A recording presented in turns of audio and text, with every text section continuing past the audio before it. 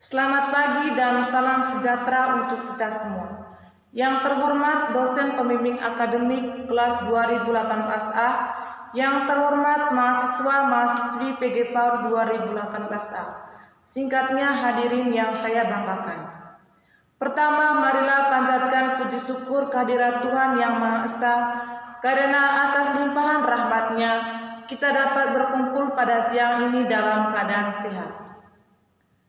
Mungkin sudah banyak di antara hadirin yang paham mengenai pengertian globalisasi, atau mungkin masih ada yang belum memahaminya. Kali ini saya ingin sedikit mengajak hadirin semua untuk mengingat kembali beberapa pola hidup yang diakibatkan globalisasi. Apa pengaruh bagi kita semua dan bagaimana kita menghadapi pengaruhnya. Dewasa ini kita telah mengalami dampak globalisasi.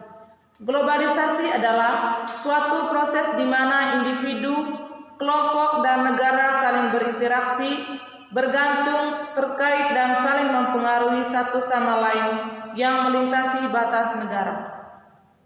Bagi sebagian masyarakat, globalisasi merupakan hal yang luar biasa.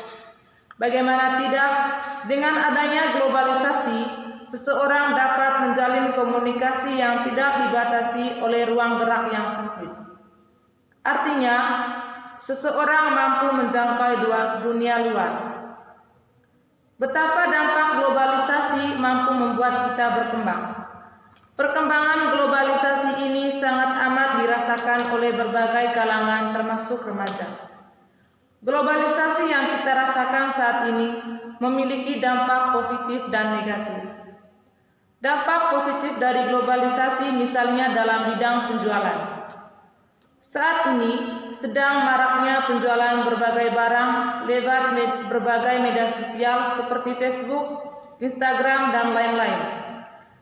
Akibat globalisasi, barang-barang seperti tas, pakaian, sendal, sepatu, peralatan rumah tangga, dan lain-lain yang diimpor dari negara Cina sangat mendominasi pasar Indonesia. Karena beraneka ragamnya penjualan barang impor di Indonesia tanpa membandingkan kualitas, maka kini kita bisa melihat banyaknya online shop yang menjual barang-barang impor dengan harga murah meriah. Sehingga banyak remaja yang setiap harinya memberi barang-barang seperti baju, tas, sepatu, dan lain-lain tanpa melihat skala prioritas atau skala kebutuhan mereka masing-masing. Ini artinya dampak globalisasi sangat besar di pasaran. Di satu sisi, globalisasi mampu memberikan kita peluang lebih besar untuk mengembangkan kemampuan kita di bidang ekonomi.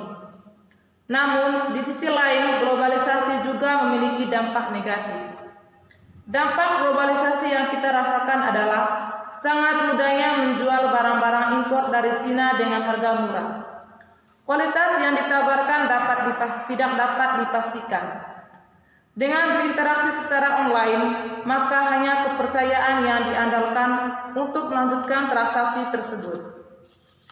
Artinya, penipuan semakin tinggi dan juga akan menurunnya daya saing barang-barang yang dihasilkan di dalam negeri.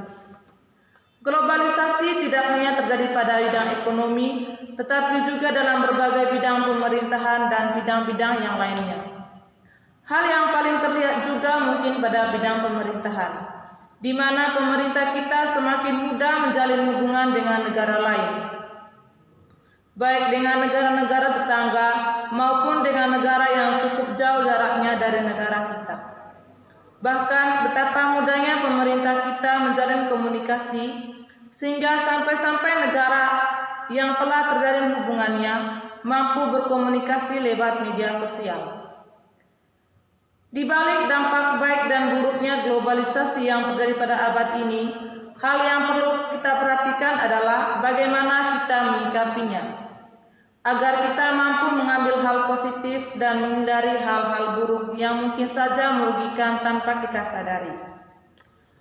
Globalisasi mampu merubah hal yang sederhana menjadi sangat luar biasa. Jika kita mampu memilah dan memilih serta bersikap baik terhadap globalisasi, maka hanya dampak hal positifnya lah yang terjadi pada kita. Marilah kita terus mengambil hal-hal positif di setiap waktu pada era globalisasi ini. Sekian pidato saya hari ini. Selamat siang dan terima kasih.